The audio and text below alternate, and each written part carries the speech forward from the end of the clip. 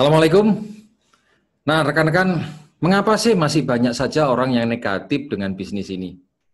Sebuah perusahaan yang begitu besar, yang memasuki rating 20 perusahaan terbesar di dunia, yang kita kenal dengan Forbes, masih saja ada orang negatif. Marketing plan-nya yang begitu bagus, memberikan ketenangan dan jaminan buat para partner bisnisnya itu bukan hanya seumur hidup, tapi bahkan bisa diwariskan. Produk yang disediakan oleh aliansi ini dikatakan oleh banyak agen asuransi, termasuk perusahaan asuransi di luar Allianz, adalah produk yang baik sekali, tapi masih saja ada orang yang negatif.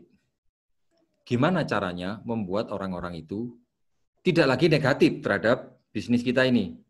Jawabannya adalah tidak akan pernah ada orang menjadi 100% positif terhadap apa yang kita lakukan. Ada dua kelompok yang menyebabkan orang-orang itu negatif terhadap apa yang sedang kita kerjakan. Kelompok pertama adalah orang yang belum mengerti bisnis ini, termasuk dengan Anda dan saya. Banyak sekali orang-orang yang sudah berhasil di bisnis ini dulunya negatif, termasuk saya. Saya mempunyai asumsi dan persepsi yang keliru tentang industri yang luar biasa ini. Cuma bedanya adalah kelompok pertama ini mau diajak untuk mengerti. Nah, kelompok yang kedua adalah orang yang belum mengerti tentang industri ini tetapi tidak pernah mau diajak untuk mengerti. Dia sudah memasang sebuah barrier atau memasang sebuah blocking bahwa keyakinannya begitu teguh, nggak mungkin bisa digoyang. Nah, berarti siapa yang salah di sini? Apakah Anda sebagai partner bisnisnya Allianz yang kurang bagus di dalam menjelaskan? Tentu saja bukan Anda yang salah. Mungkin mereka yang memiliki sudut pandang tidak seperti yang kita miliki hari ini. Jadi sudut pandang itulah yang mempengaruhi seseorang itu akan melakukan tindakan yang berbeda. Nah, risiko memiliki sudut pandang yang berbeda ini adalah yang menjadi sebab kenapa orang-orang itu akhirnya tidak mau melihat seperti yang kita lihat. Jadi ketika mereka diajak untuk mempunyai sudut pandang yang baru, mereka semua tahu konsekuensinya mereka harus berubah. Dan kebanyakan orang itu takut berubah. Dia mempunyai keyakinan bahwa kalau dia itu sudah punya uang, sebaiknya uangnya itu tidak dikeluarkan untuk hal-hal yang tidak perlu.